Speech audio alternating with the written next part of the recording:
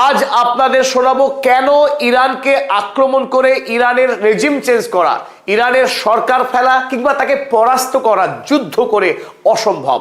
আর এর পেছনে যে সবচাইতে বড় রহস্য, তার নাম হলো দাফায়ে মোজাইকি অর্থাৎ মোজাইক ডিফেন্স সিস্টেম। এর আগে বাংলায় কোনো ইউটিউবার এখনো পর্যন্ত ইরানের যে মোজাইক ডিফেন্স সিস্টেম তার উপরে কোনো ভিডিও হয়নি। ইরানের এই শক্তির রহস্যর বিষয়ে গবেষণামূলক তথ্যভিত্তিক উপস্থাপন করতে যাচ্ছে। চলুন শুরু করা যাক। ডোনাল্ড ট্রাম্প তিনি দাবি করেছিলেন ইরান আক্রমণ করে আয়াতুল্লাহ খামেনির মৃত্যুর মধ্য দিয়েই তারা ইরানকে ডিক্যাপিটেট করবে, অর্থাৎ মুন্ডুচ্ছেদ করবে। ইরানের যে শাসন প্রণালী তার প্রধান সর্বোচ্চ ধর্মীয় নেতা আয়াতুল্লাহ খামেনির মৃত্যুর মধ্য দিয়েই তারা ভেবেছিল ইরান হুড়মুড় করে ভেঙে পড়বে তাসের ঘরের মতো, বালির বাঁধের মতো। কিন্তু হলো ঠিক তার উল্টো। ইরান যুদ্ধের 37তম দিনে এসেও ইরানকে আগের চাইতে বরং আরো বেশি শক্তিশালী দেখাচ্ছে আমেরিকা ইসরায়েলের চেয়েও।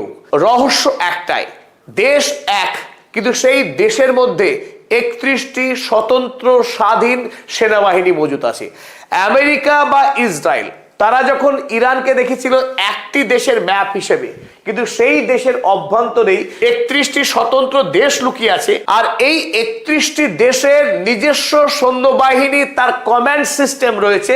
ফলে একটি প্রভিন্সের যদিও পতন হয়, ধরে নিলাম কথা তেহরান সিটি, তেহরান প্রভিন্সের পতন হয়ে গেল, সেখানকার সামরিক ব্যবস্থা সম্পূর্ণ অবলিটারেট করে দিল ডোনাল্ড ট্রাম্প।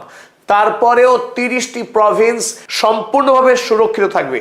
আর সেই 30টি প্রদেশ যখন এককভাবে যুদ্ধ শুরু করবে, তখন আমেরিকা যুক্তরাষ্ট্রের পক্ষে ইরানকে পরাস্ত করা, তার শাসন প্রণালীকে ভেঙে দেওয়া, ইসলামিক রিপাবলিকে ধ্বংস করা পৃথিবীর কোনো দেশের পক্ষে সম্ভব নয়।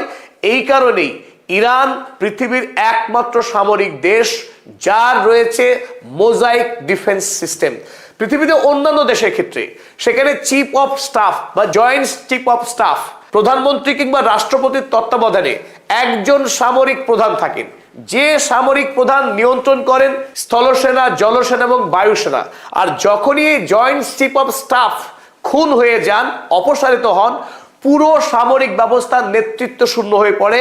আর নেতৃত্ব না থাকার ফলে সেই দেশকে খুব সহজেই দখল করে নেওয়া যায়, সেই দেশের পতন ঘটে। কিন্তু ইরান এই ব্যবস্থাকে কবেই বিদায় দিয়েছে, তারা এক নতুন অভিনব পৃথিবীতে নির্বিকল্প এই ব্যবস্থা তারা গ্রহণ করেছে।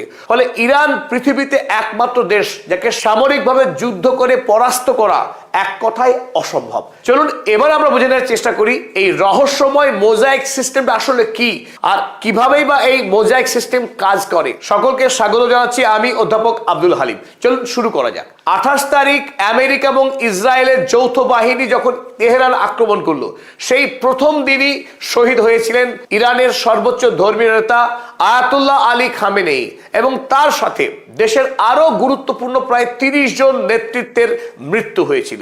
আর সেদিনই সারা পৃথিবী ধরে নিয়েছিল ইরানের সম্পূর্ণ পরাজয় হলো, ইরান ধ্বংস হয়ে গেল আমেরিকার একদিনের আক্রমণেই, জায়নবাদী ইসরায়েলের একদিনের চক্রান্তেই সব শেষ হয়ে গেল ইরানের। তেমনটাই দাবি করেছিলেন ডোনাল্ড ট্রাম্প 1 মার্চ তার ট্রুথ সোশ্যাল মিডিয়াতে। তিনি দাবি করলেন Khamenei one of the most evil people in history. Khamenei ইতিহাসের সবচাইতে জঘন্যতম ব্যক্তি, ইজ ডেড, এখন মৃত। Not only the death of Khamenei but the country has been. তিনি বললেন খামেনেইর শুধু মৃত্যু হয়েছে তাই নয়, ইরান রাষ্ট্রের মৃত্যু হয়েছে। তিনি একরকম দ্বিতীয় দিন আমেরিকা ইসরায়েলের বিজয় এবং ইরানের পরাজয় ঘোষণা করে দিলেন যে ইরান রাষ্ট্র সম্পূর্ণরূপে ভস্মীভূত হয়ে গেছে, ধ্বংস হয়ে গেছে। এবার শুরু হবে আমেরিকার বিজয় পর্ব। ইসরায়েল এবং আমেরিকা মিলিতভাবে এবার লুণ্ঠন চালাবে ইরানের উপরে, তাদের পছন্দের মতো রেজা পেহলভিকে ক্ষমতায় বসে রাজতন্ত্রের পুনঃপ্রতিষ্ঠা করবে এবং ইরানের মানুষের জন্য মুক্তি নিয়ে আসবে, এসব তিনি বলেছিলেন।